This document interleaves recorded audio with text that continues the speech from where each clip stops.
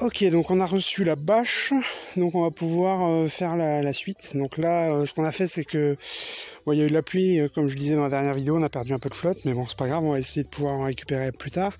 Du coup, on a marché sur les bords tous les deux pour pouvoir tasser effectivement les bords et que ce soit assez stable.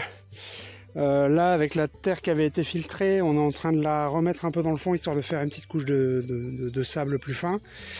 Par-dessus, on va mettre du géotextile, anti-poinçonnement, et enfin la bâche de PDM, puisque vu qu'on n'a pas d'argile dans la terre, bah, malgré tout ce qui est tombé, il n'y a plus rien dans la mare, donc effectivement il faut qu'on bâche.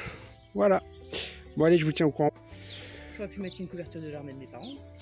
Oui, ça aurait pu, une couverture de l'armée, ça faisait le boulot. Ça aurait peut-être coûté moins cher aussi. Bon, en tout cas, les voilà, donc la bâche et le géotextile anti-poinçonnant. Donc on a préparé la mare, on l'a retapissé un peu avec le sable qui était à côté. Bon voilà, c'est pas mal. Donc on va poser tout ça et puis on verra le résultat final. Bon bah voilà, on a posé donc le géotextile et la bâche. Alors ce qu'on dit pas assez souvent dans les vidéos qui font des mares, c'est que les bâches avec les plis c'est la merde, hein. Donc je précise à ceux qui veulent faire des mares avec une bâche, les plis c'est la merde. Donc bon, il y en a quand même qui avaient dit il faut mettre un peu d'eau pour retirer la bâche. Donc du coup bah c'est ce qu'on va faire. Voilà, donc là on va faire la première mise en eau. Bon alors on va utiliser l'eau du tuyau, je sais c'est pas très bien, mais vu qu'on a encore rien récupéré, bah ce sera ça et puis c'est tout. Voilà. Donc on va appuyer sur le tuyau et puis ben, on va aller jouer dans la flotte avec nos superbes crocs. Regardez ça, la classe, hein. Bon ben voilà, hein, la piscine se remplit petit à petit. Bon, on va voir pour en profiter peut-être un peu pendant les 3-4 premiers jours s'il fait chaud. J'espère, parce que du coup ça devrait vite chauffer là avec la bâche noire. Et puis tant qu'il n'y a pas trop de moustiques et d'animaux dedans, on va s'en servir de jacuzzi. Ok, ben voilà la mare, après avoir posé le géotextile et la bâche.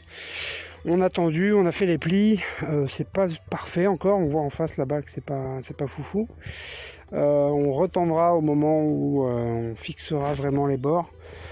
Pour les fixer, on n'a pas encore vraiment choisi de stratégie, donc pour l'instant on a posé des petites pierres, mais on se tâte, on va peut-être faire ça avec des traverses de chemin de fer qu'on a dans le fond du jardin, histoire de pouvoir avoir quelque chose de stable. Et parce que ça pèse son poids, hein, les traverses. Ouais. D'ailleurs, pour les amener jusqu'ici, on va bien galérer. Voilà. Du coup, on vous tient au courant. On va éviter de se péter le dos avec ces traverses. Et puis, cette mare, elle commence à prendre forme. Ok, du coup, là, on a bien galéré d'ailleurs à ramener les traverses de chemin de fer. Donc, on a mis 2 sur les parties les plus... qu'on a remis. Et puis là on est en train de couper la bâche, les pieds dans l'eau. Donc on a coupé la bâche PDM. Et puis là on est en train de couper le géotextile qui est en dessous. Donc du coup pour ces côtés là je pense qu'on va mettre de la terre et après des cailloux. Voilà. Et puis après ça sur les extérieurs, pareil on va remettre une couche de terre par dessus. Voilà. Ok, donc là pour stabiliser du coup les autres parois, on avait plein de petits galets là en marbre qu'on avait récupéré là. Enfin du marbre, du granit plutôt, enfin je sais pas. Truc de pierre tombale quoi, truc trop mignon. Voilà, donc du coup on a fait une petite rangée tout le long de la mare là, et puis on remplit de terre derrière pour tenir la bâche. Voilà. Et donc là de ce côté là par dessus on va finir l'espèce de pierrade. Et puis en face, du coup, là-bas, on fera une petite jardinière ou un truc comme ça. Mais avec Binous, on a plus ou moins terminé la mare. Il manquera peut-être quelques petits détails, genre des plantes sur les berges, etc. ou à l'intérieur. Mais pour l'instant, on va déjà attendre que ça se remplisse un peu d'eau. Donc voilà, sur le côté, du coup, on a mis les traverses de chemin de fer. On a remis une couche de terre pour caler tout ça.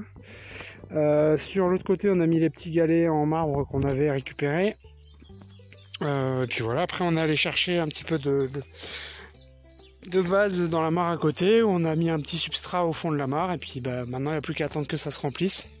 Vérifier que l'évacuation soit bien au bon niveau, parce que j'ai l'impression qu'on va peut-être avoir un petit souci entre le niveau qui est là et le niveau qui est là, qui est peut-être un peu plus bas. Donc on va voir. Au pire, il faudra peut-être qu'on descende un peu le niveau d'évacuation. Donc voilà un petit peu ce que ça donne. Je vais vous faire donc de ce côté-ci ce que ça donne en passant de l'autre côté du lilas d'été. Voilà. Donc du coup on a des marches pour monter le long là-bas pour aller jusque derrière les cuves. En face, on a une espèce de petite pierrade, une cascade de pierre, quoi. Donc, pour éviter que ça s'éboule trop. Donc voilà ce que ça donne au niveau de la mare. Donc on a 3 niveaux différents pour les 3 niveaux de plantes différents éventuels.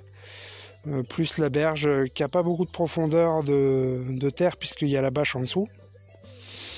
Mais voilà un petit peu le résultat, on est assez content, ça donne un petit résultat sympa, on a hâte de voir que ce soit plein et qu'on ait enfin un peu de vie là-dedans.